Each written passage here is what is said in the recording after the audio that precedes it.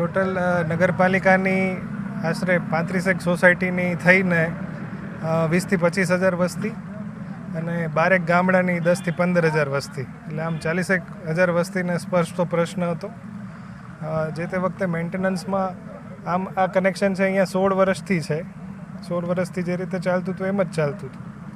જે તે વખતે અંદાજે જાન્યુઆરી ફેબ્રુઆરીમાં મેન્ટેનન્સમાં કનેક્શન છે નીચેની બદલે ઉપરથી થયું અને એના લીધે જે પ્રેશર ઘટતા આ પ્રશ્ન સર્જાયો કે છેવાડાના વિસ્તાર સુધી પાણી પહોંચતું નહોતું. એના લીધે આપણે ફરીથી જે રીતે હતું એ રીતે અત્યારે કરી રહ્યા છીએ. પાણીમાં હમણાં જે વાત કરી, લગભગ આજથી 15 વર્ષ પહેલાં આ કનેક્શન આપણે દેવરાવ્યું હતું. પછી આ કનેક્શન હળી ગયું એટલે તૂટી ગયું એટલે આને ઉપરથી વાલથી આવી, એટલે ઉપરથી પ્રેશર નહોતું મળતું.